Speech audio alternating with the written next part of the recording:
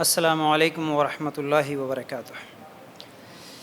ان الحمد للہ نحمده ونستعینه ونستغفره ونؤمن به ونتوکل علیہ ونعوذ باللہ من شرور انفسنا ومن سیئات اعمالنا من يهده الله فلا مضل له ومن يضلل فلا هادی له واشهد ان لا الہ الا اللہ وحدہ لا شریک له واشهد ان محمدا عبده ورسوله اما بعد فان خیر الحدیث کتاب اللہ وخیر الهدی هدی محمد صلی اللہ علیہ وسلم وشر الامور محدثاتها وكل محدثۃ بدعہ وكل بدعۃ ضلالہ وكل ضلالۃ فی النار۔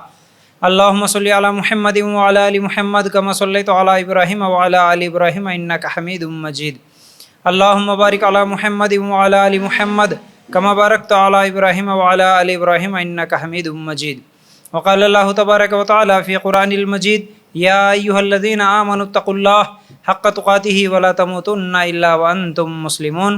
رب اشرح لی صدری ویسر لی امری واحلل عقدۃ من لسانی یفقہوا قولی۔ ہر قسم کی تعریف، حمد و ثناء، کبریائی اور بڑائی اس اللہ رب العزت کے لیے ہیں جو تمام جہانوں کا پالنے والا رب ہے، اور اسی طرح اس کے آخری نبی محمد الرسول اللہ صلی اللہ علیہ وسلم پر بے شمار درود و سلام۔ حمد و ثناء کے بعد آج ہم لوگ جس عنوان کے تحت قرآن و سنت کی روشنی میں کچھ باتیں سننے والے ہیں وہ عنوان ہے صحابہ اور نزول قرآن۔ یعنی ہم آج صحابہ کے تعلق سے کچھ اہم باتیں سننے والے ہیں، جیسا کہ اس سے پہلے صحابہ کی عظمت پر کئی عنوانات میں کئی چیزیں آپ لوگوں کے سامنے رکھا۔ سب سے پہلے ہم لوگ یہ جاننے کی کوشش کریں گے کہ صحابی کہتے کس کو ہے۔ صحابی اس شخص کو کہتے ہیں جو ایمان کی حالت میں محمد صلی اللہ علیہ وسلم کو دیکھا، پھر ایمان کی حالت میں ہی ان کا انتقال ہوا ہو، تو ایسے شخص کو صحابی کہتے ہیں۔ تو اب یہ صحابہ کبھی اللہ کے رسول صلی اللہ علیہ وسلم سے سوال کرتے ہیں تو اللہ تعالیٰ کبھی ان کے لیے قرآن کی آیتیں نازل کرتا ہے ان کے جواب میں، کبھی صحابہ کوئی اچھا کام کرتے ہیں تو ان کے اس اچھے عمل پر خوشی کے طور پر بھی اللہ تعالیٰ ان کی تسکین کے لیے، ان کی ہمت افزائی کے لیے اللہ تعالیٰ کبھی قرآن کی آیتیں نازل کرتا ہے، تو یہ ان کے لیے باعث شرف تھا۔ لیکن دیکھیے صحابہ کے اچھے عمل پر ان کی تعریف کے لیے اللہ تعالیٰ آیتیں نازل کرنا یہ کتنی بڑی بات ہے۔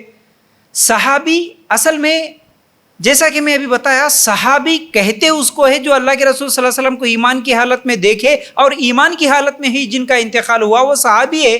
تو صحابہ کی عظمت پہلے اصل میں ایک بات سے ذہن میں رکھ لینے کی ضرورت ہے، وہ یہ ہے ہمارے صحابہ ہمارے دین کی بنیاد ہے، ہمارے صحابہ ہی اصل ہے۔ یعنی صحابہ اگر نہیں ہے تو ہمارا دین نہیں ہے، صحابہ نہیں ہے تو پھر قرآن نہیں ہے، صحابہ نہیں ہے تو پھر حدیث نہیں ہے، صحابہ نہیں ہے تو نہ پھر ہم مسلمان ہیں نہ ہمارا دین اسلام ہے۔ کیونکہ اصل میں یہ قرآن ہے، کون بتائے؟ ہمارے صحابی بتائے تبھی تو معلوم ہوا یہ قرآن ہے۔ یہ حدیث ہے، کون بتائے؟ ہمارے صحابہ نے ہی تو بتایا یہ حدیث ہے، تبھی جا کے ہم کو یہ حدیث ہے معلوم ہوا۔ ارکان ایمان کیا ہے، ارکان اسلام کیا ہے، کون بتائے؟ ہمارے صحابہ ہی تو بتائے، تبھی جا کے ہم کو معلوم ہوا۔ تو دین کی ساری باتیں، جتنی بھی معلومات ہے، قرآن کی ایک ایک آیت لکھنے والے، یاد کرنے والے، پھر آگے پہنچانے والے ہمارے صحابہ ہی ہیں۔ تو پھر صحابہ کی عظمت ذہن میں رکھتے ہوئے آج کا یہ عنوان آپ لوگوں کو سمجھنے کی ضرورت ہے۔ اللہ تعالیٰ قرآن کی آیتیں صحابہ کے لیے نازل کیا، کئی آیتیں ایسی ہیں صحابہ کے کسی اچھے عمل، اچھے کام کی وجہ سے ان کی تعریف میں اللہ تعالیٰ کبھی قرآن کی آیتیں نازل کرتا ہے، یا پھر کبھی صحابہ کے اللہ کے رسول صلی اللہ علیہ وسلم سے سوال کرتے ہیں تو اس سوال کے جواب میں اللہ تعالیٰ قرآن کی آیتیں نازل کرتا ہے۔ لیکن آج کچھ اسلام کے دشمن، بلکہ مسلمانوں میں ہی کچھ ایسے فتنے شروع ہو گئے، اپنے آپ کو مسلمان بھی کہتے ہیں، 5 ٹائم کے نمازی بھی ہے، سب کچھ ہے، اس کے باوجود صحابہ کا انکار کرنے والے، صحابہ کو نہ ماننے والے، صحابہ کو گالیاں دینے والے ایسے مسلمان بھی آج ہم لوگوں کو نظر آتے ہیں۔ تو بہرحال صحابہ کے تعلق سے وہ کون کون سی قرآن کی آیتیں ہیں، ایک ایک کر کے میں انشاءاللہ آپ لوگوں کے سامنے کچھ آیتیں آپ لوگوں کے سامنے رکھوں گا۔ واقعات بھی دیکھیے، ان آیتوں کو بھی سمجھنے کی کوشش کیجیے۔ جیسا کہ ہجرت کے وقت، ہجرت کب ہے؟ اللہ کے رسول صلی اللہ علیہ وسلم کو جب اللہ تعالیٰ نے یہ اجازت دیا کہ آپ ابھی مکہ چھوڑو اور مدینہ کی طرف چلے جاؤ. یہ ہجرت ہے. اپنے ایمان کو بچانے کے لیے، اپنے اسلام کو بچانے کے لیے سب سے پہلے صحابہ کو اللہ کے رسول صلی اللہ علیہ وسلم نے اجازت دے دی کہ آپ مکہ چھوڑو اور مدینہ چلے جاؤ، کیونکہ مکہ میں بہت زیادہ ظلم ہو رہا. تو پھر ایک دن آیا کہ اللہ تعالیٰ اللہ کے رسول کو اجازت دیا کہ اے اللہ کے رسول آپ بھی اب مکہ چھوڑ کے مدینہ کی طرف ہجرت کرو. تو اس وقت ہجرت کے لیے اللہ کے رسول صلی اللہ علیہ وسلم ابو بکر صدیق رضی اللہ تعالیٰ عنہ کو ساتھ میں لے کر نکلے. اور جس وقت اللہ کے رسول صلی اللہ علیہ وسلم نکلے، جب معلوم ہوا مکے کے مشرکوں کو کہ اللہ کے رسول صلی اللہ علیہ وسلم بھی یہاں سے نکلے، تو پھر یہ جو دشمن تھے، اسلام کے دشمن، اللہ کے رسول صلی اللہ علیہ وسلم کے دشمن پیچھا کرنے لگے. اللہ کے رسول صلی اللہ علیہ وسلم اور ابو بکر صدیق رضی اللہ تعالیٰ عنہ کو پکڑ کے لانے کا انعام بھی رکھ دیے. پھر جتنے بھی اسلام کے اس وقت کے دشمن تھے، مکے کے مشرک، یہ سب اللہ کے رسول صلی اللہ علیہ وسلم کو ڈھونڈنے کے لیے نکلے. تو ایسے خطرناک موقع پر ابو بکر صدیق رضی اللہ تعالیٰ عنہ اور اللہ کے رسول صلی اللہ علیہ وسلم ایک غار کے اندر پناہ لیتے ہیں. 3 دن تک اس غار میں تھے. تو اس وقت مکے کے مشرک ڈھونڈتے ڈھونڈتے اس غار کے اوپر آ گئے. غار کیا ہے؟ ایک بہت بڑا سوراخ جو پتھروں سے، یعنی بڑے بڑے پتھر، اوپر بھی پتھر، بازوؤں میں بھی پتھر، لیکن بیچ میں تھوڑی سی جگہ ہوتی ہے، اس کو غار بولتے ہیں. تو جو غار کے اندر، جس سوراخ کے اندر اللہ کے رسول صلی اللہ علیہ وسلم اور ابو بکر صدیق رضی اللہ تعالیٰ عنہ تھے، وہاں اس کے اوپر والے پتھر کے حصے پہ مکے کے مشرک آ چکے تھے. دیکھ رہے تھے کہاں ہے کہاں ہے. ابو بکر صدیق رضی اللہ تعالیٰ عنہ دیکھے، نظر آ رہا ہے مکے کا مشرک یہاں تک آ گیا، محسوس ہوا. ابو بکر صدیق رضی اللہ تعالیٰ عنہ ڈرنے لگے، اللہ کے رسول یہاں تک پہنچ گئے یہ دشمن، اب ہم کیا کریں؟ تو اس وقت اللہ تعالیٰ یہ آیت نازل کیا. کون سی آیت ہے؟ سورہ توبہ آیت نمبر 40. اللہ تعالیٰ کیا کہتا ہے؟ إِلَّا تَنْصُرُوهُ فَقَدْ نَصَرَهُ اللَّهُ إِذْ أَخْرَجَهُ الَّذِينَ كَفَرُوا ثَانِيَ اثْنَيْنِ إِذْ هُمَا فِي الْغَارِ إِذْ يَقُولُ لِصَاحِبِهِ لَا تَحْزَنْ إِنَّ اللَّهَ مَعَنَا فَأَنزَلَ اللَّهُ سَكِينَتَهُ عَلَيْهِ وَأَيَّدَهُ بِجُنُودٍ لَّمْ تَرَوْهَا وَجَعَلَ كَلِمَةَ الَّذِينَ كَفَرُوا السُّفْلَىٰ وَكَلِمَةُ اللَّهِ هِيَ الْعُلْيَا وَاللَّهُ عَزِيزٌ حَكِيمٌ. ترجمہ کیا ہے اس آیت کا؟ اگر تم یعنی ان نبی صلی اللہ علیہ وسلم کی مدد نہ کرو تو اللہ ہی نے ان کی مدد کی اس وقت جبکہ ان کافروں نے دیس سے نکال دیا، یعنی ان کافروں نے مکہ سے اللہ کے رسول صلی اللہ علیہ وسلم کو نکلنے پر مجبور کیا. تو اس وقت دو میں سے دوسرا، جبکہ وہ دونوں غار میں تھے، یعنی کون؟ ابو بکر صدیق رضی اللہ تعالیٰ عنہ اور اللہ کے رسول صلی اللہ علیہ وسلم دونوں غار میں تھے. دونوں میں سے دوسرا یعنی ابو بکر صدیق رضی اللہ تعالیٰ عنہ جب یہ اپنے ساتھی سے کہہ رہے تھے کہ غم نہ کر، یعنی ابو بکر صدیق رضی اللہ تعالیٰ عنہ جب بولے کہ اللہ کے رسول اب ہمارا کیا ہوگا، اس وقت اللہ کے رسول صلی اللہ علیہ وسلم نے کہا کہ غم نہ کر، اللہ ہمارے ساتھ ہے. بس جناب باری نے اپنی طرف سے تسکین اس پر نازل فرما کر ان لشکروں سے اس کی مدد کی جنہیں تم نے دیکھا ہی نہیں. اس نے کافروں کی بات پست کر دی، اور بلند و عزیز تو اللہ تعالیٰ کا کلمہ ہی ہے، اور اللہ غالب اور حکمت والا ہے. اب اس میں اللہ تعالیٰ ابو بکر صدیق رضی اللہ تعالیٰ عنہ کے تعلق سے یہ آیت نازل کیا کہ دیکھ ڈرنے کی ضرورت نہیں. اللہ کے رسول صلی اللہ علیہ وسلم اس وقت بول رہے تھے کہ ڈرنے کی ضرورت نہیں ہے، اور ہمارے ساتھ ہم دو نہیں ہے، ہمارے ساتھ اللہ ہے. اب اس میں ہمارے لیے بھی سبق ہے.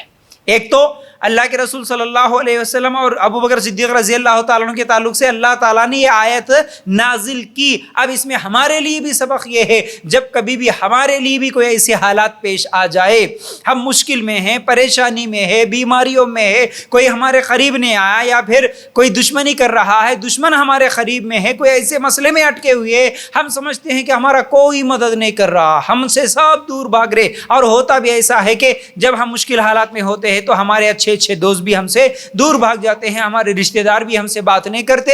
ایسی حالت میں ہر مسلمان کو یہ ضرور ذہن میں رہے، یہ آیت سے ہم لوگوں کو سبق ملا کہ ہم دونوں نہیں، ہمارے ساتھ اللہ ہے.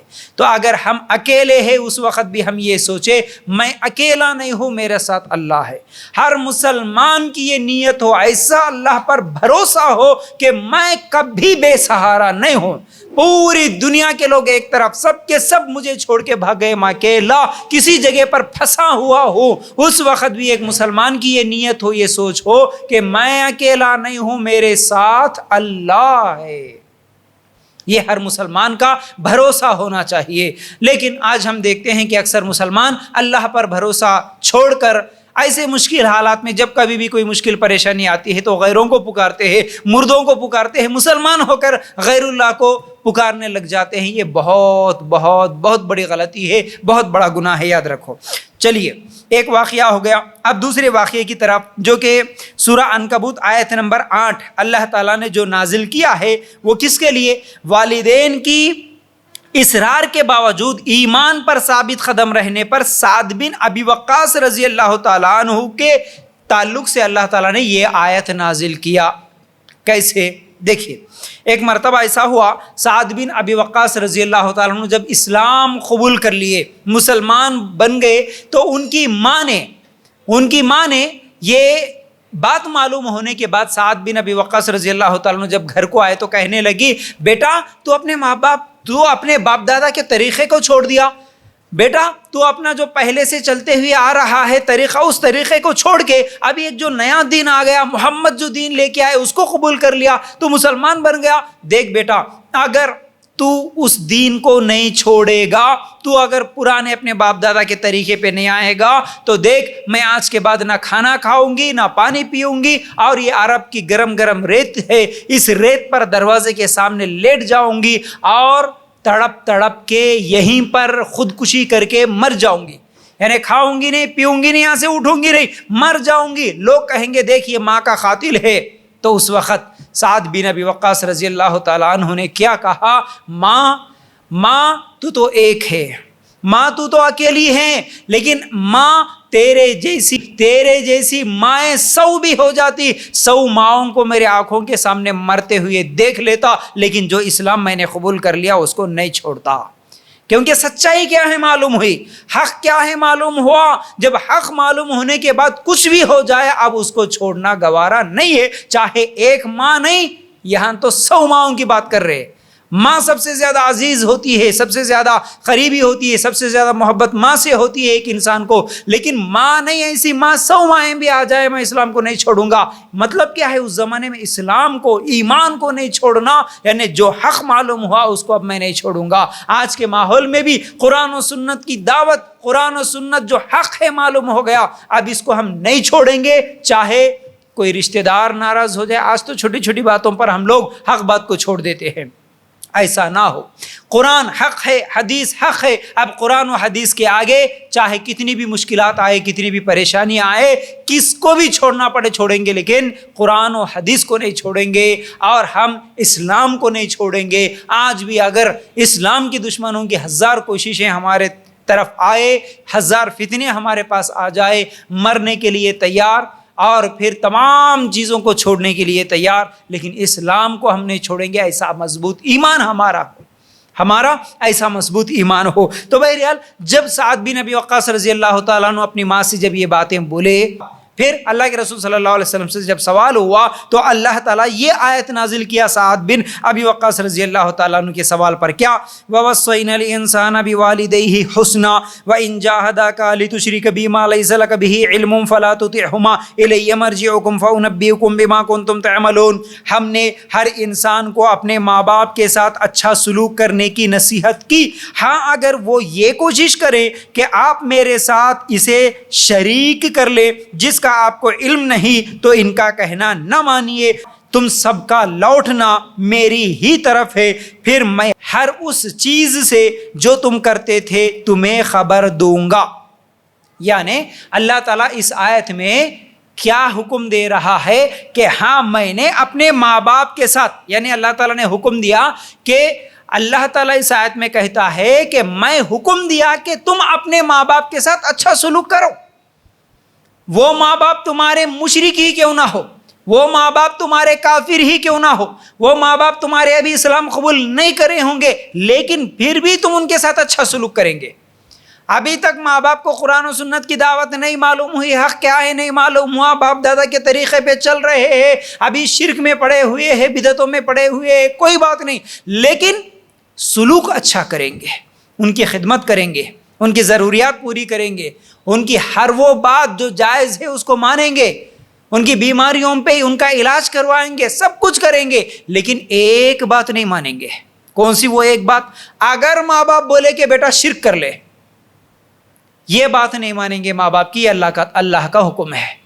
لیکن آج ہم دیکھتے ہیں شرک کیا ہے معلوم نہیں ہونے کی وجہ سے، اور کچھ لوگ معلوم ہونے کے باوجود بھی سب کچھ معلوم ہے، نہیں بھائی ہمارے امی ناراض ہوتے، ہمارے ابا ناراض ہوتے، بلکہ کئی لوگوں تو ہمارے چاچا تایا خالو، ہمارے دادا دادی نانا نانی ناراض ہوتے، اس لیے اب مجھے درگاہ کے پاس وہ لوگ بلا رہے، مجھے جانا ہی پڑتا، یہ بول کے چلے جاتے ہیں۔ اور ایسے جو حرام کھانے ہوتے ہیں ایسے کھانے کھا لیتے ہیں، ایسی دعوتوں میں چلے جاتے ہیں، صرف یہ سوچ کے کوئی رشتہ دار ناراض ہو جاتا، کوئی رشتہ دار ناراض نہیں ہونا، یہ سوچ کر ہم اللہ تعالیٰ کو ناراض کر دیتے ہیں۔ لیکن اللہ تعالیٰ کا یہاں پر حکم ہے ماں باپ کی ہر بات مانو، ماں باپ کی خدمت کرو، ماں باپ سے اچھا سلوک کرو، لیکن شرک کے معاملے میں ان کی بات نہیں ماننا۔ میں شرک کے معاملے میں آپ کی بات نہیں مان سکتا، باقی آپ کی عزت کروں گا، آپ کی خدمت کروں گا، سب کچھ کروں گا، لیکن شرک اللہ تعالیٰ کے ساتھ میں نہیں کر سکتا، یہ ہم لوگوں کو بولنا ہے۔ لیکن آج ہم دیکھتے ہیں ماں باپ کے ساتھ جو کہ ایک تو اچھا سلوک کرنے کا حکم اللہ تعالیٰ دیا، بلکہ ایسی کئی آیتیں ہیں، سورہ بنی اسرائیل بھی اگر ہم لوگ نکال کر دیکھیں گے تو وہاں پر بھی اللہ تعالیٰ ماں باپ کے ساتھ اچھا سلوک کرنے کا حکم دیا، ان کے آگے اف تک نہ کہنے کا حکم دیا۔ لیکن ہم دیکھتے ہیں آج شرک کے معاملے میں تو ماں باپ کی بات نہیں سننا یہ تو دور کی بات ہے۔ کئی ایسے نوجوان ہیں ان کی جو ضرورتیں ہوتی ہیں، بوڑھے ماں باپ کی خدمت کرنا ان کے بڑھاپے میں یہ ان کے اوپر ضروری ہے، لیکن ایسے حالات میں بھی بوڑھے ماں باپ کو چھوڑ دیتے ہیں۔ کئی ایسے نوجوان ہیں جو برائیوں میں ملوث ہو کر یا نفسانی خواہشات میں یا دنیا کی لذتوں میں یا پھر اپنی بیویوں کے باتوں میں آ کر بوڑھے ماں باپ کو بے رحمی کے ساتھ چھوڑ کے چلے جاتے ہیں۔ بلکہ کچھ ہی دن پہلے شاید ایک ویڈیو وائرل ہوا، آپ لوگوں نے دیکھا ہوگا، اس میں ایک مسلمان بیوی کو لے کے ہنی مون چلے گیا اور گھر کے اندر سے آوازیں آ رہی تھی۔ ارے یہ آواز کیا ہے؟ اڑوس پڑوس کے لوگ جن کو آوازیں آئی، جب ان کو معلوم ہوا کہ بھئی اندر سے آوازیں آ رہی ہے ایک بوڑھی عورت کے جو کہ اس نوجوان کی ماں ہے، ماں کو اندر رکھ کے باہر سے تالا ڈال کے لاک کر دے کے گھر کو وہ اپنی بیوی کو لے کے چلے گیا گھومنے کے لیے۔ بیچاری بوڑھی پتہ نہیں 2 دن تھے 3 دن تھے، اس کے گھر کے اندر سے آوازیں آ رہی ہے، بالکل بوڑھی ہے، لگتا ایسا ہے کہ وہ شاید آپ ویڈیو دیکھیں گے تو 80-90 سال کی بوڑھی ہے بالکل۔ اب وہ پڑوسیوں کو معلوم ہوا تو اس بوڑھی کی جو بیٹی ہوتی ہے اس کو جب معلوم ہوا، اس کو یہ لوگ کال کرے بلائے، تو جب وہ لاک توڑا گیا، اس تالے کو توڑ کے گھر کے دروازے توڑ کے جب گھر کے اندر جا کے دیکھے تو بالکل بوڑھی ماں جس کو ہڈی چمڑا نظر آتا ہے، صرف بالکل اکیلے اندر بلک بلک کے پتہ نہیں کیسے گزاری ہوگی، وہ راتیں کیسے گزاری ہوگی، اس کو بھوک لگا ہوگا، اس کو پیاس بھی لگی ہوگی۔ ایک نوجوان بیٹا اتنی بے رحمی کے ساتھ ماں کو کمرے کے اندر بند کر کے باہر سے تالا ڈال دے کے چلے گیا۔ یہ کون سی انسانیت ہے؟ آج انسان، صرف اس کو اب انسان بھی ہم نہیں بول سکتے، ایسے حالات ہم کیا بولیں گے اس کو؟ ایک جانور کے ساتھ بھی ایسا سلوک نہیں کرنا تھا، ایک جانور کے ساتھ بھی ایسا سلوک کرنا اسلام اس سے منع کرتا ہے۔ بلی کو بھوکی پیاسی رکھ کر مار دینے والی عورت کو اللہ کے رسول صلی اللہ علیہ وسلم نے جہنمی کہا۔ ایک بلی کو باندھ دینا بھوکی پیاسی رکھ کر، اس کی وجہ سے بلی مر گئے تو ایسا آدمی جہنمی ہے۔ ایک ماں کو گھر کے اندر بند کر کے باہر سے تالا ڈال دے کے چلے گیا، تو پھر یہ کون سا مسلمان ہے؟ یہ کون سا طریقہ ہے؟ اللہ کے لیے غور کرو۔ آج کئی نوجوانوں کو آج ہم دیکھتے ہیں، اسی طرح کا ایک نیوز، وہ بھی ایک 3-4 دن پہلے کا ہے، غیر مسلموں کا، پتہ نہیں اس کا نام کچھ تھا، وہ بھی 90 سال کا بوڑھا بیچارہ، 90 سال کا بوڑھا، 4 بیٹے ہیں اس کے، ایک بیٹی بھی ہے، اور وہ اپنے ہاتھوں سے کما کے کر کے بچوں کے شادیاں بھی کر دیا، سب بیٹے الگ الگ ہو گئے، پھر وہ اس کی زمین بھی تھی، زمین جائیداد بھی تقسیم کر دیا۔ اس کے بعد کوئی بیٹا اس کو رکھنے کے لیے تیار نہیں ہے، یعنی اس کی بیوی کا انتقال ہو گیا، 90 سال کا بوڑھا اکیلا، 4 بیٹے ہیں، کوئی اپنی جگہ اپنے گھر میں رکھنے کے لیے تیار نہیں ہے۔ تو اس وقت گاؤں کے جو لوگ تھے وہ سب پنچایت بیٹھے اور یہ فیصلہ کرے کہ دیکھ، 1 مہینہ ایک بیٹے کے پاس، دوسرا مہینہ دوسرے بیٹے کے پاس، اس طرح تو رہنا ہے۔ اس طرح فیصلہ ہوا، لیکن وہ 4 بیٹے بھی اس کو قریب لینے کے لیے جب تیار نہیں ہوئے، پتہ نہیں اس بوڑھے کے اوپر کیا گزری ہوگی، اس کے گھر میں، اس کے بیٹوں کے گھر میں اس کے ساتھ کیا سلوک کیا ہوا۔ اس نے یہ سوچا کہ ایک بیٹے کے گھر میں 1 مہینہ تو گزار لیا، کچھ دن گزار لیا، پھر بعد میں دوسرے بیٹے کے پاس جانا تھا۔ اس نے سوچا کہ اس سے بہتر ہے کہ میں بھی مر جاؤں۔ تو وہ جو غیر مسلموں کو جلانے کی جو جو لکڑیاں جماتے ہیں اس کے اندر اس کی لاش کو رکھ کے جو لوگ جلا دیتے ہیں، غیر مسلموں میں دفن نہیں کرتے، وہ لوگ لاشوں کو جلا دیتے ہیں، اس طرح وہ خود اپنی زندگی میں لکڑیاں جمع کر لیا اور خود اس کے اندر بیٹھ کے آگ لگا لے کے خودکشی کر کے مر گیا 4 بیٹوں کے ہوتے ہوئے۔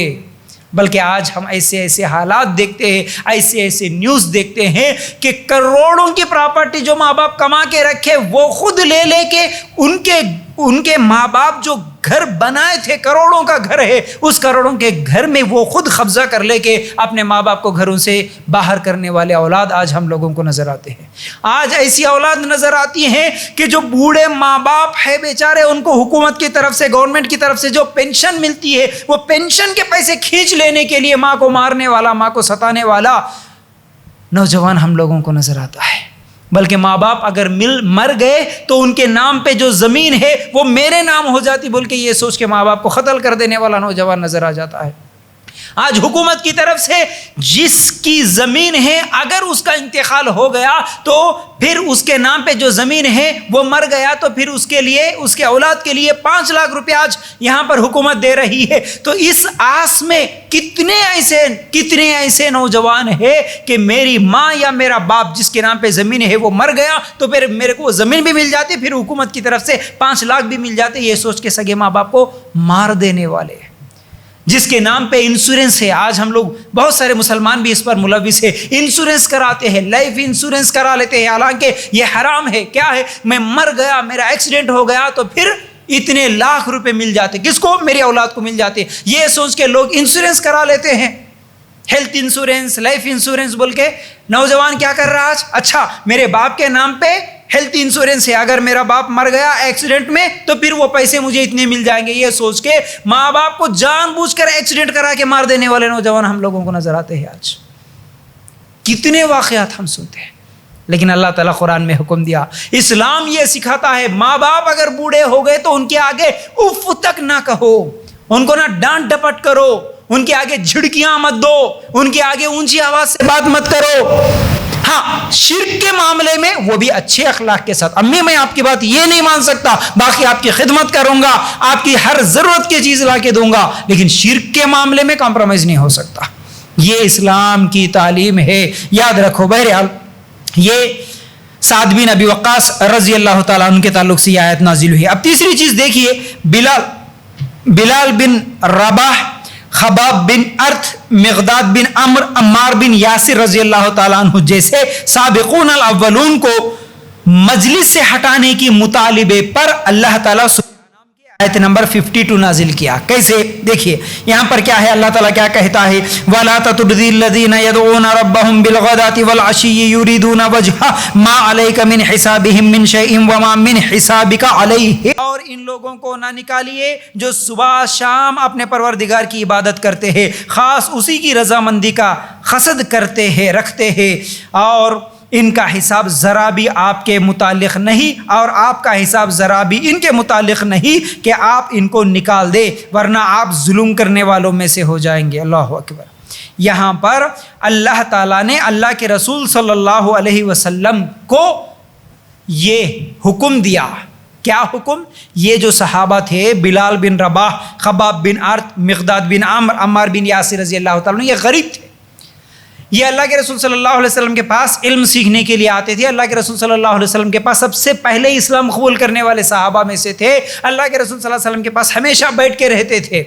لیکن اللہ کے رسول صلی اللہ علیہ وسلم ایک مرتبہ جب ان کے پاس بیٹھے ہوئے تھے، کچھ مکے کے مشرک جو مالدار تھے ان لوگوں نے کہا کہ اے محمد، یہ غریب لوگوں کو تم آپ کے پاس سے ہٹا دو، تم ان کو دور کرو، ہم آئیں گے آپ کی بات سنیں گے۔ تو اس وقت اللہ کے رسول صلی اللہ علیہ وسلم کے دل میں یہ خیال آیا کہ ٹھیک ہے، دعوت کے لحاظ سے ٹھیک ہے بھائی، انہوں بھی بات سنتے بول رہے نا، ان کو ہٹا دوں گا، تھوڑا دور کر دوں گا، پھر ان کو میری بات پہنچاؤں گا۔ یہ نیت تھی اللہ کے رسول صلی اللہ علیہ وسلم کی دل میں۔ اللہ تعالیٰ یہ آیت نازل کیا، اے محمد صلی اللہ علیہ وسلم ہرگز نہیں ہٹا سکتے۔ یہ لوگ غریب ہونے کی وجہ سے، یہ لوگ کمزور ہونے کی وجہ سے تم ان کو بالکل آپ سے دور نہیں کر سکتے. یہ تو اللہ کی رضامندی میں صبح شام اللہ کی عبادت کرنے والے ہیں، تم ان کو کیسے دور کر سکتے ہیں؟ نہیں، اللہ تعالیٰ نے حکم دیا. یہ صحابہ کی شان میں یہ آیت اللہ تعالیٰ نے نازل کیا. تو یاد رکھو اس چیز کو. بہرحال آج ہم حالات دیکھتے ہیں، یہ غریبوں سے تو کوئی محبت کرنے والا نہیں، دیکھ بھال کرنے والا نہیں، ہاں ان کا کوئی خیال کرنے والا نہیں. اور جتنا زیادہ پولیٹیکل لیڈر ہوتا، جتنا زیادہ اس کے پاس پاور ہوتا، جتنا زیادہ پیسہ ہوتا، اس کے پیچھے آج کتوں کی طرح بھاگے ہوئے ہیں لوگوں کے. نہیں بھائی، اس سے کچھ مدد مل جاتی، انہیں کبھی سپورٹ کرتا، ارے ان سے کیا میرے کو ملنا ہے، ان کے ساتھ بات کر کے میرے کو کیا فائدہ. یہ سوچ کر آج قریبی رشتہ داروں کو جو کہ غریب ہے ان کو دور کر لے رہے، اور جو کوئی رشتہ دار نہیں ہے ان کے پیچھے آج لوگ بھاگ رہے ہیں، صرف اس لیے کہ ان سے کچھ مدد مل جاتی، کچھ کام آ جاتے فیوچر میں. یہ سوچ کر مالداروں کے پیچھے بھاگ رہے. حالانکہ اللہ تعالیٰ نے اس آیت میں حکم دیا وہ غریب ہے لیکن دیندار ہے، وہ غریب ہے لیکن اللہ تعالیٰ کی عبادت کرنے والے، ایمان والے ہیں، تو ان کو آپ دور نہیں کر سکتے. اچھا، اس کے بعد چوتھی چیز کیا ہے کہ قریشی سرداروں کی موجودگی میں دینی مسائل پوچھنے کے لیے حاضر ہونے والے ایک نابینا، یعنی آنکھوں سے معذور، اندھے تھے یہ صحابی عبداللہ ابن مکتوم رضی اللہ تعالیٰ عنہ کو دعوتی مصلحت کے پیش نظر نبی کریم صلی اللہ علیہ وسلم ان سے منہ پھیرے تو اللہ تعالیٰ سورہ عبسہ کی 1 سے لے کر 10 آیتیں نازل کر دیا. یہ صحابہ کی شان میں 10 آیتیں نازل ہوئی. کون؟ نابینا صحابی عبداللہ ابن ام مکتوم رضی اللہ تعالیٰ عنہ. عبس و تولا، سورہ عبسہ آیت نمبر 1 سے لے کر 10 تک. عبس و تولا ان جاءہ الاعمی وما یدریک لعلہ یزکا. وہ ترشروع ہوا اور منہ موڑ لیا صرف اس لیے کہ اس کے پاس ایک نابینا آیا، تجھے کیا خبر شاید وہ سنور جاتا. یہ 3 آیتیں ہیں، اس کے بعد کی پوری 7 آیتیں، یعنی پوری 10 آیتیں اللہ تعالیٰ اس صحابی کے لیے نازل کیا. کیا کہ وہ نابینا ہے، وہ دین کی باتیں پوچھنے کے لیے اللہ کے رسول صلی اللہ علیہ وسلم کے پاس آئے تو اللہ کے رسول صلی اللہ علیہ وسلم منہ پھیر لیے تھے ان سے. اس وقت اللہ تعالیٰ نے تنبیہ کے طور پر یہ کہا کہ اے محمد، یہ نابینا صحابی تمہارے پاس دین کی باتیں پوچھنے کے لیے آئے تو تم منہ پھیر لو گے؟ نہیں، ایسا نہیں کر سکتے آپ. اللہ تعالیٰ نے یہاں پر اللہ کے رسول صلی اللہ علیہ وسلم کو حکم دیا. پھر اس کے بعد مشرکوں کے ظلم کے باوجود نبی کریم صلی اللہ علیہ وسلم کی رسالت کا انکار نہ کرنے پر خباب بن ارت رضی اللہ تعالیٰ عنہ کے تعلق سے اللہ تعالیٰ نے سورہ مریم کے آیت نمبر 77 اور 78 نازل کیا. پھر اسی طرح ہجرت مدینہ کے دوران راستے میں ہی انتقال کر جانے والے حمزہ بن جندب رضی اللہ تعالیٰ عنہ کے تعلق سے سورہ نساء آیت نمبر 100 نازل کیا. قرآن کے آیتیں نازل ہو رہی صحابہ کے تعلق سے. کیا ہے سورہ نساء آیت نمبر 100؟ وَمَن يُهَاجِرْ فِي سَبِيلِ اللَّهِ يَجِدْ فِي الْأَرْضِ مُرَاغَمًا كَثِيرًا وَسَعَةً وَمَن يَخْرُجْ مِن بَيْتِهِ مُهَاجِرًا إِلَى اللَّهِ وَرَسُولِهِ ثُمَّ يُدْرِكُهُ الْمَوْتُ فَقَدْ وَقَعَ أَجْرُهُ عَلَى اللَّهِ وَكَانَ اللَّهُ غَفُورًا رَحِيمًا. اور جو کوئی اللہ کی راہ میں وطن کو چھوڑے گا، یعنی وطن کو بولے تو اس زمانے میں مکہ کو چھوڑے تھے نا. اچھا، جو کوئی اللہ کی راہ میں وطن کو چھوڑے گا وہ زمین میں بہت سی قیام کی جگہ بھی پائے گا اور کشادگی بھی. مطلب کیا ہے؟ اللہ کے رسول اللہ تعالیٰ یہاں پر حکم دے رہا کہ اگر کہیں پر تمہارے کو ظلم ہو رہا، اسلام پہ عمل کرنے کے لیے، ایمان پہ قائم رہنے کے لیے کسی جگہ پر آپ کو تکلیف ہو رہی ہے تو پھر دوسری جگہ بہت ہے. اللہ تعالیٰ کی زمین بہت کشادہ ہے، دوسری جگہ چلے جاؤ. پھر اس کے بعد اور جو کوئی اپنے گھر سے اللہ تعالیٰ اور اس کے رسول کی طرف نکل کھڑا ہوا پھر اسے موت نے آ پکڑا تو بھی یقیناً اس کا اجر اللہ تعالیٰ کے ذمے ثابت ہو گیا، اور اللہ تعالیٰ بڑے بخشنے والا اور مہربان ہے. مطلب یہ جو صحابی ہے کون سے؟ حمزہ بن جندب رضی اللہ تعالیٰ عنہ مکہ چھوڑے مدینہ کو جا رہے تھے، جاتے جاتے راستے میں ہی ان کا انتقال ہو گیا. اب نہ نماز پڑھ سکے، نہ روزہ رکھ سکے، نہ کوئی اور نیکی کر سکے. اللہ تعالیٰ ان کے لیے یہ آیت نازل کیا کہ جو بھی اللہ اور اس کے رسول کی طرف نکل کھڑا ہوا پھر اگر اسے موت آ پکڑی یعنی وہ مر گیا تو پھر یقیناً اس کا اجر اللہ تعالیٰ کے ذمہ ثابت ہو گیا. اللہ تعالیٰ اس کو بھی اجر دے گا کیونکہ ان کی نیت تھی اپنے ایمان کو بچانے کی، نیت تھی وہ ہجرت کرنے کی، اللہ کے رسول صلی اللہ علیہ وسلم کے پاس جانے کی، تو اللہ تعالیٰ ان کا اجر ضائع نہیں کرے گا. اچھا، اس کے بعد صہیب رومی صہیب رومی کے تعلق سے انشاءاللہ کچھ باتیں آئندہ پھر کبھی بتاؤں گا. ان کی سیرت بڑی اہم ہے. ایک عجیب واقعہ ان کا ہے, سوچنے پر ہم مجبور ہو جاتے ہیں اللہ تعالیٰ کیسے کیسے لوگوں کو ہدایت دے دیتا ہے. انشاءاللہ پھر کبھی آپ لوگوں کے سامنے یہ بات رکھوں گا. لیکن صہیب رومی جب ڈھونڈتے اللہ کے رسول صلی اللہ علیہ وسلم کے پاس آ گئے, یعنی مکہ پہنچ گئے. اب مکہ میں اللہ کے رسول صلی اللہ علیہ وسلم کو دیکھے, ایمان لائے, مسلمان ہو گئے اور اللہ کے رسول صلی اللہ علیہ وسلم کے ساتھ ہی زندگی گزارے, وہیں پر پھر تجارت کرے, مال کمائے, اچھے خاصے مالدار بن گئے.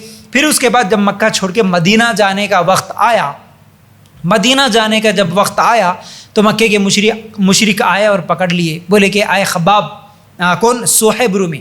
آئے صہیب, تم اب جو ہے سو مکہ چھوڑ کے مدینہ جانے کے لیے تم سفر کر رہے ہو. اور صہیب رومی مدینہ جانے سے پہلے, اصل میں یہ مکہ چھوڑ کے مدینہ جانا کیا ہے؟ اب اگر کوئی آدمی مکہ چھوڑ کے مدینہ جا رہا ہے, اس کا مطلب اس کی جان بھی خطرے میں ہے. راستے میں کوئی بھی پکڑ سکتا, کوئی بھی مکے کا مشرک مل گیا تو قتل کر سکتا, اور پھر مال اگر ساتھ میں ہے تو مال لوٹ کے لے جا سکتا, کیونکہ 450 کلومیٹر کا سفر. تو اس وقت صہیب رومی کیا کرے, جو کچھ بھی ان کے پاس مال تھا اس مال کو زمین میں دفنا دیے تھے. ایک جگہ زمین میں دفنا کے اور وہ اکیلے نکلنے کا ارادہ کرے. اب جیسے ہی وہ اکیلے نکلے, مکے کے مشرک آگے بولنے لگے, اے صہیب, تم جو مال کمائے تھے وہ ہمارے شہر مکہ میں آنے کے بعد ہی کمائے تھے, اس لیے تم اگر جانا ہے تو تمہارا مال پورا ہمارے حوالے کر دینا, کیونکہ مال ہمارے علاقے میں کمائے اس لیے وہ مال دے دو.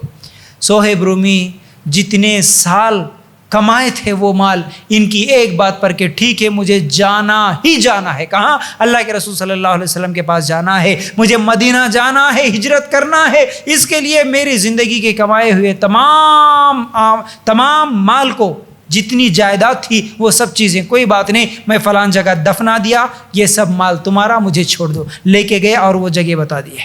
تو جتنا کمائے تھے اتنا مال صہیب رومی رضی اللہ عنہ مکے کے مشرکوں کے حوالے کر دیے اور پھر ہجرت کرے, اور پھر ہجرت کر کے نکلے. اس وقت اللہ تعالیٰ سورہ بقرہ کی آیت نمبر 207 نازل کیا اور کہتا ہے, وَمِنَ النَّاسِ مَن يَشْرِي نَفْسَهُ ابْتِغَاءَ مَرْضَاتِ اللَّهِ وَاللَّهُ رَءُوفٌ بِالْعِبَادِ. اور بعض لوگ وہ بھی ہیں کہ اللہ تعالیٰ کی رضامندی کی طلب میں اپنی جان تک بیچ ڈالتے ہیں, اور اللہ تعالیٰ اپنے بندوں پر بڑی مہربانی کرنے والا ہے. جان تک بیچ ڈالتے, مال دینا تو دور کی بات, وہ سب کچھ قربان کر دیے اللہ کے لیے. ٹھیک ہے. پھر اس کے بعد ایک اور واقعہ آتا ہے, رات میں خود بھوکے رہ کر مہمانوں کو کھانا کھلانے والے ابو طلحہ رضی اللہ تعالیٰ عنہ کا, ان کے تعلق سے بھی اللہ تعالیٰ ایک آیت نازل کیا. وہ آیت سورہ حشر کی آیت نمبر 9 ہے, اور صحیح بخاری میں یہ حدیث بھی موجود ہے. کیا ہوا, ایک مرتبہ اللہ کے رسول صلی اللہ علیہ وسلم بیٹھے ہوئے تھے مجلس میں, ایک آدمی, ایک صحابی آئے اور کہنے لگے, اللہ کے رسول صلی اللہ علیہ وسلم بھوکا ہوں, کھانے کے لیے کچھ بھی نہیں ہے, کچھ تو ہے تو کھلا دیجئے. اللہ کے رسول صلی اللہ علیہ وسلم سب سے پہلے ایک صحابی کو بھیجتے ہیں, اللہ کے رسول صلی اللہ علیہ وسلم کی جتنی بیویاں تھیں اس وقت, جا کے پوچھ کے آ جاؤ کھانے کے لیے, ایک ٹائم کا کھانا ایک آدمی کے لیے ہے کیا گھر میں, پوچھو. صحابی جاتے ہیں اور جتنے بھی اللہ کے رسول صلی اللہ علیہ وسلم کی بیویاں ہیں جا کے پوچھ کے آتے ہیں, اور جواب یہ ملتا ہے کہ کسی کے گھر میں بھی کھانا نہیں ہے ایک ٹائم کا. یہ اللہ کے رسول صلی اللہ علیہ وسلم کی زندگی گزری ایسے ہے. اللہ کے رسول صلی اللہ علیہ وسلم کی زندگی ایسے گزری کہ اس وقت کھانے کے لیے ایک آدمی کا کھانا نہیں ہے کسی کے گھر میں. اللہ کے رسول صلی اللہ علیہ وسلم کی جتنے گھر ہے اس وقت, جتنی بیویاں, اللہ کے رسول صلی اللہ علیہ وسلم نے کہا کہ جتنے بھی بیٹھے ہوئے صحابہ تھے کہنے لگے کہ کوئی ہے جو آج میرے اس مہمان کو کھانا کھلانے والا, یہ مہمان آیا جو بھوکا ہے, اس کو کھانا کھلانے والے کوئی ہے؟ ابو طلحہ رضی اللہ تعالیٰ عنہ اٹھے اور کہنے لگے, اللہ کے رسول صلی اللہ علیہ وسلم, میں لے کر جاؤں گا اس مہمان کو اور میں گھر لے کے جا کے کھانا کھلاؤں گا. جیسے ہی گھر کو لے کے گئے, اللہ کے رسول صلی اللہ علیہ وسلم کے اس کہنے پر کہ ٹھیک ہے آپ لے کے جاؤ, تو پھر ابو طلحہ رضی اللہ تعالیٰ عنہ جا کے بیوی سے بولتے ہیں کہ بیگم, میں ایک مہمان کو لے کر آیا, آج اس کو کھانا کھلانا ہے, گھر میں کیا ہے؟ بیگم کہتی ہے کہ آپ گھر بلانے سے پہلے کم از کم ہمارے گھر کی حالت کیا ہے کم از کم پوچھ لیتے, دیکھ لیتے, کم از کم معلوم کر لیتے. ہمارے گھر میں خود آج تمہارے اور میرے کھانے کے لیے بھی کچھ بھی نہیں ہے, گھر میں صرف چند روٹی کے ٹکڑے ہیں جو ہمارے بچوں کے لیے ہیں, بچوں کو پیٹ بھر کر کھانا کھلائیں گے, آج ہمارے لیے کچھ بھی نہیں ہے, تم تو مہمان کو لے کر آ گئے, اب ہم کیا کریں؟ بیوی پریشان ہو گئی.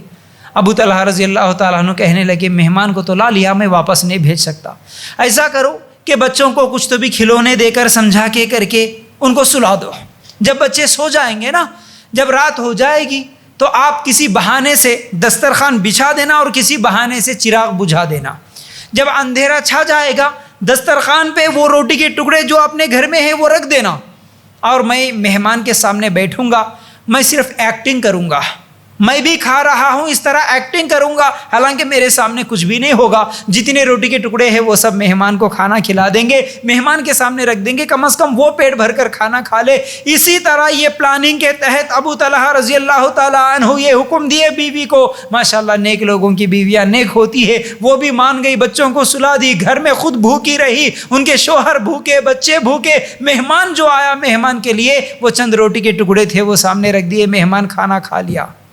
رات کو یہ عمل ہوا ابو طلحہ رضی اللہ تعالیٰ عنہ کے گھر میں، اللہ کے رسول صلی اللہ علیہ وسلم کو نہیں معلوم، لیکن عرش والا رب جانتا تھا یہ سب کچھ کیا ہوا یہاں پر۔ اللہ تعالیٰ آسمان سے دیکھ رہا تھا اور جبرائیل علیہ السلام کو بھیج دیا محمد رسول اللہ صلی اللہ علیہ وسلم کے پاس، اور کیا بھیجا؟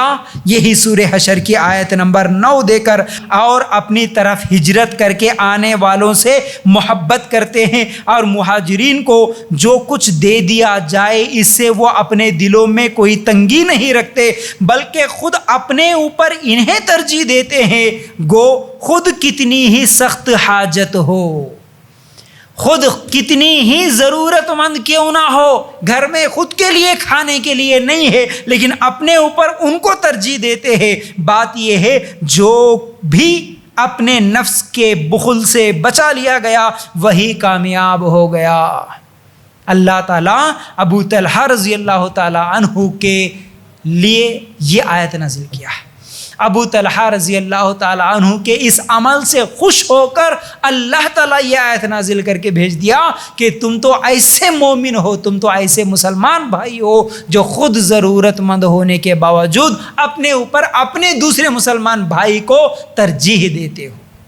آج ایسی مثال دنیا میں دیکھنے کو نہیں ملتی، ایسی مثال ڈھونڈنے پر بھی نہیں ملتی آج، اور ایسا غریب تو شاید ڈھونڈنے پر ہمارے ماحول ہمارے علاقے میں بھی نہیں ملتا۔ کون ایسا غریب ہے جس کے گھر میں خود کھانے کے لیے نہیں ہے، آج رات کو کھانے کے لیے گھر میں کچھ بھی نہیں ہے؟ ایسا کون سا غریب ہوگا؟ ایسا کوئی غریب نہیں ہے۔ پھر بھی اس کے باوجود بھی اتنے اچھے کھانے کو ہمارے پاس کھانے کی چیزیں ملتی ہیں، رہنے کے لیے اچھے انتظامات ہیں، اس کے باوجود ہم اللہ تعالیٰ کے ناشکر ہیں۔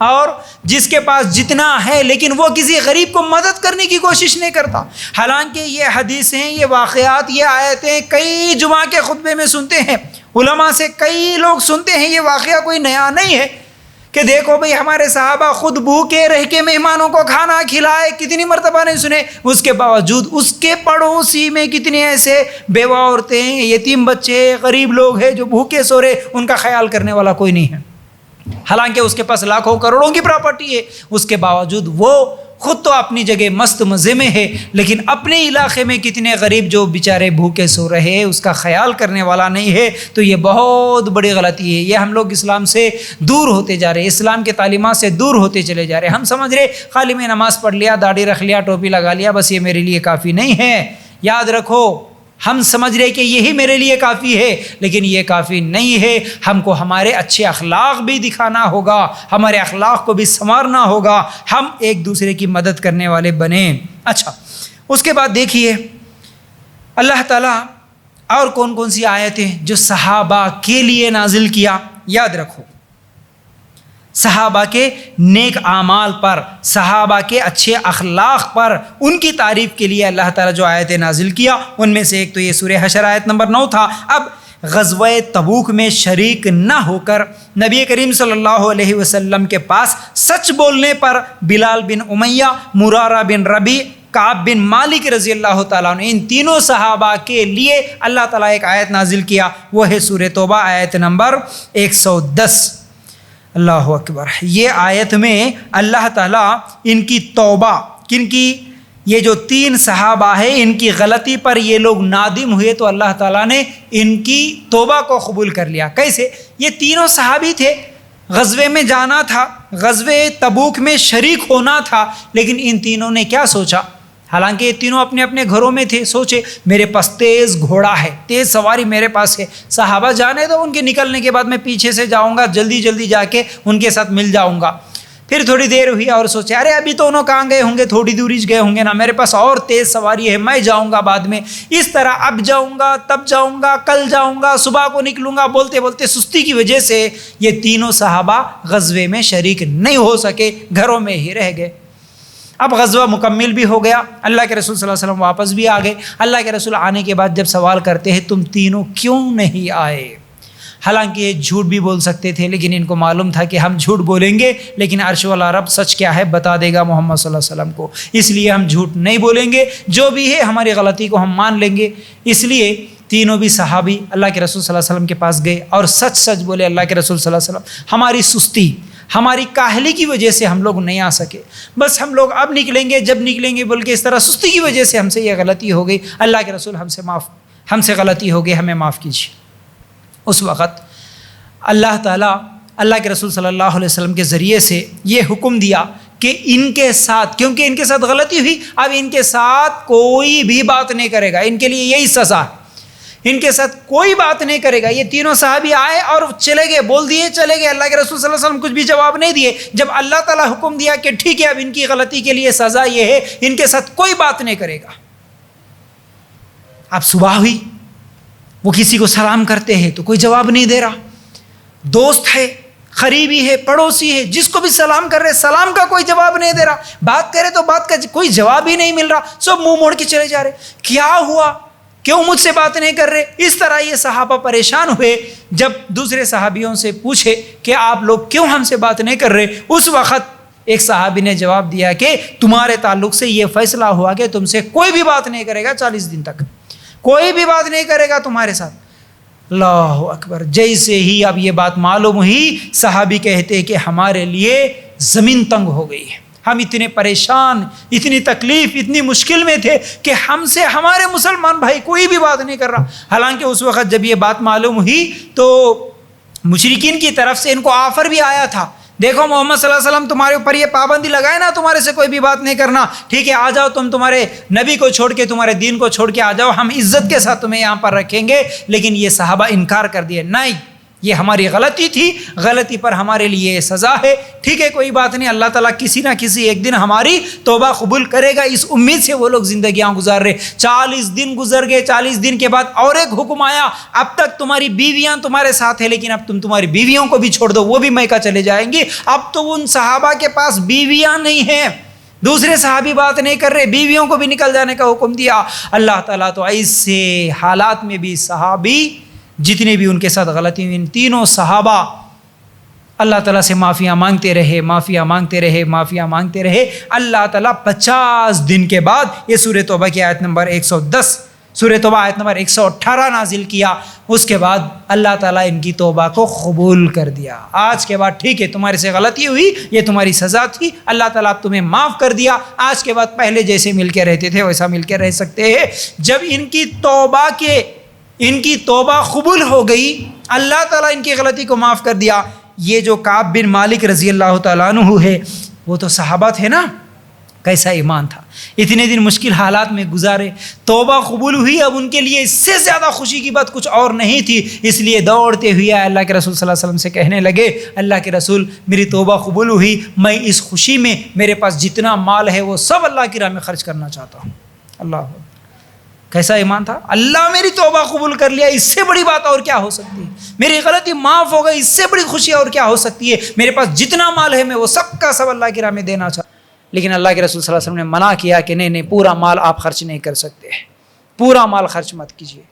تو بہرحال یہ ہمارے صحابہ کا ایمان تھا، یاد رکھو۔ اب اس کے بعد دیکھیے ایک اور واقعہ، جنگ بدر میں عبیدہ بن جراح رضی اللہ تعالیٰ عنہ اپنے باپ کو، اور مصعب بن عمیر رضی اللہ تعالیٰ عنہ اپنے بھائی کو، عمر رضی اللہ تعالیٰ عنہ اپنے ماموں کو، علی رضی اللہ تعالیٰ عنہ اور حمزہ رضی اللہ تعالیٰ عنہ اپنے قریبی رشتہ داروں کو جہنم رسید کر دیے، تو اس وقت اللہ تعالیٰ سورہ مجادلہ کی آیت نمبر 22 نازل کر دیا، اور اللہ تعالیٰ کہتا ہے اللہ تعالیٰ پر اور قیامت کے دن پر ایمان رکھنے والوں کو آپ اللہ اور اس کے رسول کی مخالفت کرنے والوں سے محبت رکھتے ہوئے ہرگز نہ پائیں گے، گو وہ ان کے باپ یا ان کے بیٹے یا ان کے بھائی یا ان کے کنبے قبیلے کے عزیز ہی کیوں نہ ہو، یہی لوگ ہیں جن کے دلوں میں اللہ تعالیٰ نے ایمان کو لکھ دیا ہے اور جن کی تائید اپنی روح سے کی ہے، اور جنہیں ان جنتوں میں داخل کرے گا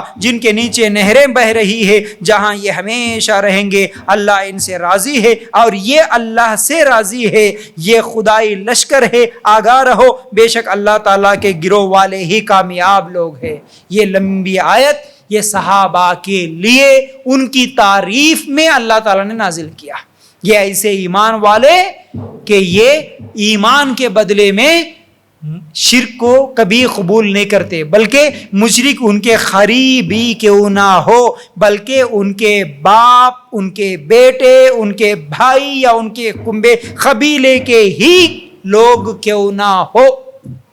تو آج بھی ہم لوگوں کو ایمان ایک طرف، اللہ کا حکم ایک طرف، دوسری طرف رشتہ دار، دوسری طرف کنبے قبیلے کے لوگ، دوسری طرف اور کوئی گھر والے، بازو والے، پڑوسی، تو اب ایسے حالات میں ان کا کیا حکم ہے اور اللہ کا کیا حکم ہے دیکھیں گے۔ ہم اللہ کا حکم مانیں گے، لیکن اللہ کے حکم کے آگے قرآن کی مخالفت میں اگر کوئی رشتہ دار کوئی بات بولتا ہے تو اس کی بات نہیں مانیں گے، یاد رکھو۔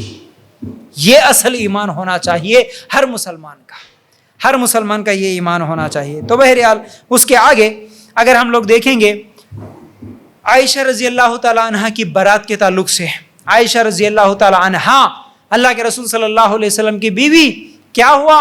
عائشہ رضی اللہ تعالیٰ عنہ پر ایک مرتبہ منافقین نے تہمت لگائی تھی۔ اب یہ لمبا واقعہ ہے، آپ کئی مرتبہ سن چکے، اس لیے پورا واقعہ بیان نہ کرتے ہوئے بس اتنا کہہ دیتا ہوں۔ عائشہ رضی اللہ تعالیٰ عنہ پر جب تہمت لگا، عائشہ رضی اللہ تعالیٰ عنہ پریشان، خود اللہ کے رسول صلی اللہ علیہ وسلم پریشان، خود عائشہ رضی اللہ تعالیٰ عنہ کے والد ابو بکر صدیق رضی اللہ تعالیٰ عنہ پریشان، تو اللہ تعالیٰ اس وقت سورہ نور کی کچھ آیتیں، تقریباً 10 آیتیں عائشہ رضی اللہ تعالیٰ عنہ کے برات کے لیے نازل کیا۔ اس میں سے ایک آیت یہ ہے، سورہ نور آیت نمبر 4 میں اللہ تعالیٰ کہتا ہے جو لوگ پاک دامن عورتوں پر زنا کی تہمت لگائیں پھر 4 گواہ نہ پیش کر سکے تو پھر انہیں 80 کوڑے لگاؤ اور کبھی بھی ان کی گواہی قبول نہ کرو، یہ فاسق لوگ ہیں۔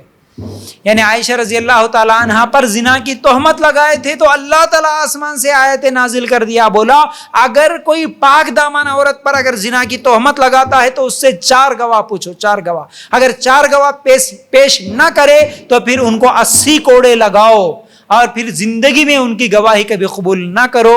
اللہ تعالیٰ عائشہ رضی اللہ تعالیٰ عنہ کی پاک دامنی پر یہ آیت نازل کیا۔ تو دیکھیے صحابہ کی عظمت، صحابہ کے لیے اللہ تعالیٰ قرآن کی آیتیں نازل کیا۔ اچھا، اس کے بعد نبی کریم صلی اللہ علیہ وسلم کی اپیل پر ایک مرتبہ اللہ کے رسول صلی اللہ علیہ وسلم اپیل کرے، مال کی ضرورت تھی، اپیل کرے تو مال لانے والے ابو عقیل رضی اللہ تعالیٰ عنہ سے منافقوں نے کہا اللہ کو اتنا مال ہی کم پڑا کیا؟ یعنی یہ لوگ مذاق اڑا رہے تھے، کیا بول کے؟ یہ جو ابو عقیل رضی اللہ تعالیٰ عنہ ایک دم غریب صحابی تھے، ان کے پاس کچھ بھی نہیں تھا۔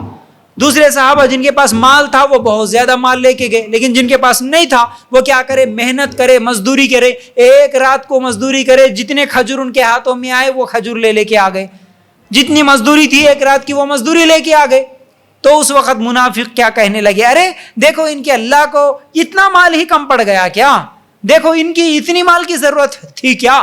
اس طرح مذاق اڑا رہے تھے۔ اب اس مذاق پر اللہ تعالیٰ سورہ توبہ کی آیت نمبر 79 اللہ تعالیٰ نے یہ آیت نازل کیا، جو لوگ ان مسلمانوں پر تانازنی کرتے ہیں جو دل کھول کر خیرات کرتے ہیں، اور ان لوگوں پر جنہیں سوائے اپنی محنت مزدوری کے اور کچھ میسر ہی نہیں، بس یہ ان کا مذاق اڑاتے ہیں، اللہ بھی ان سے مذاق کرتا ہے، انہی کے لیے دردناک عذاب ہے۔ اللہ تعالیٰ نے یہاں پر کیا کہا؟ جن کے پاس صرف محنت مزدوری کے کچھ بھی نہیں ہے. یہ صحابی بات سنے, آج چندے کی اپیل ہوئی, میرے پاس کیا بھی نہیں ہے, جاؤ میں کیا دوں بول کے نہیں سوچے جیسا آج ہم لوگ سوچتے ہیں میرے پاس ہے نہیں میں کیا دینا بھائی. نہیں, صحابہ کا جذبہ کیا تھا؟ اللہ کے رسول مانگے, اللہ کے دین کے لیے مال کی ضرورت ہے, ٹھیک ہے میں رات کو محنت کروں گا, جتنی مزدوری آئی مزدوری لے کے آ کے دے دیے. تو منافق مذاق کرے تو پھر اللہ تعالیٰ کہتا ہے کہ تم مذاق اڑاتے ہیں ان کا, تمہارا مذاق اللہ اڑاتا ہے بلکہ تمہارے لیے دردناک عذاب ہے. بولا اللہ تعالیٰ تمہارے لیے اے مذاق اڑانے والوں دردناک عذاب ہے. تو بہرحال یہ آیتیں ہیں جو اللہ تعالیٰ صحابہ کے اعمال, صحابہ کے نیکیوں پر یہ آیتیں نازل کیا. اب ایک آخری بات بول کے آج کی بات یہیں پر انشاءاللہ روک دیں گے. وہ کیا ہے؟ نبی کریم صلی اللہ علیہ وسلم سے محبت کے اظہار کرنے والے انصار صحابی کے تعلق سے اللہ تعالیٰ نے سورہ نساء کی آیت نمبر 69 یہ آیت نازل کیا. کیا ہوا یوں کہ ایک صحابی آ کے کہنے لگے, اللہ کے رسول صلی اللہ علیہ وسلم میں تمہارے پاس ہوتا ہوں, تمہارے پاس بیٹھتا ہوں, تمہاری باتیں سنتا ہوں, دل کو سکون ہوتا ہے, لیکن جیسے ہی اس مجلس کو چھوڑ کے گھر میں چلے جاتا ہوں یا بازار میں جاتا ہوں اور جب کبھی بھی تمہاری یاد آتی ہے دوڑ کے آ جاتا ہوں اللہ کے رسول صلی اللہ علیہ وسلم, پھر تمہارے کو دیکھ لیتا ہوں, تمہارا دیدار کر لیتا ہوں, پھر دل کو سکون محسوس ہوتا ہے. بس میرا ایک سوال ہے وہ یہ ہے, یہ تو دنیا ہے, جب بھی تمہاری یاد آ گئی میں دوڑ کے آ رہا ہوں, لیکن کل قیامت کا دن ہوگا, آپ تو انبیاء کے سردار ہیں, آپ تو جنت میں جائیں گے ہی جائیں گے. اب میں جنت میں جاؤں یا نہ جاؤں یہ تو معلوم نہیں, اگر جنت میں گیا بھی تو پتہ نہیں میں کہاں رہوں گا, آپ کہاں رہیں گے. اب جنت میں جانے کے بعد آپ کی یاد آئے تو میں کیا کروں؟ اللہ کے رسول اب تو دوڑ کے آ رہا ہوں لیکن جنت میں تمہاری ملاقات کرنا بولے تو کیا کروں؟ یہ سوال مجھے ستا رہا. تو اس وقت اللہ کے رسول صلی اللہ علیہ وسلم کچھ بھی جواب نہیں دیے, سوچ میں تھے. اللہ تعالیٰ آسمان سے جبرائیل علیہ السلام کو بھیج دیا سورہ نساء آیت نمبر 69 دے کر. وہ کیا ہے؟ وَمَن يُطِعِ اللَّهَ وَالرَّسُولَ فَأُولَٰئِكَ مَعَ الَّذِينَ أَنْعَمَ اللَّهُ عَلَيْهِم مِّنَ النَّبِيِّينَ وَالصِّدِّيقِينَ وَالشُّهَدَاءِ وَالصَّالِحِينَ وَحَسُنَ أُولَٰئِكَ رَفِيقًا. ترجمہ کیا ہے؟ اور جو بھی اللہ تعالیٰ کی اور اس کے رسول کی فرما برداری کرے وہ ان لوگوں کے ساتھ ہوگا جن پر اللہ تعالیٰ نے انعام کیا, جیسے نبی اور صدیق اور شہید اور نیک لوگ. یہ بہترین رفیق ہے. یعنی اگر تم اللہ تعالیٰ سے یعنی اللہ کے رسول سے اگر محبت کرتے ہو, اللہ کے رسول کی فرما برداری اگر کرتے ہو, تو کل قیامت کے دن تم نبیوں کے ساتھ, شہیدوں کے ساتھ, صدیقین کے ساتھ تمہارا حشر ہوگا. یعنی تم نبی سے ملاقات کرنے کی اگر خواہش رکھتے ہو تو کیا کرو؟ نبی کے طریقے پر چلو, نبی کے طریقے پر تم زندگی گزارو. اس کے بدلے میں قیامت کے دن اللہ تعالیٰ تمہیں نبی سے ملاقات کرا دے گا. اللہ تعالیٰ اس صحابی کے سوال پر یہ آیت نازل کر کے جواب دے دیا. تو بہرحال یہ صحابہ اور نزول قرآن, صحابہ کے سوال پر کبھی قرآن اترتا, صحابہ کے نیکی پر, صحابہ کے اچھے اعمال پر, صحابہ کی تعریف کے لیے اللہ تعالیٰ نے آسمان سے قرآن کی آیتوں کو نازل کیا. ان میں سے چند آیتیں آج میں آپ لوگوں کے سامنے رکھا. امید کرتا ہوں باتیں سمجھ میں آ گئی ہوں گی. اللہ تعالیٰ سے دعا ہے کہ اللہ ہمیں کہنے سننے سے زیادہ عمل کرنے کی توفیق عطا فرمائے. اللہ تعالیٰ ہمیں بھی صحابہ سے سچی محبت کرنے کی توفیق عطا فرمائے.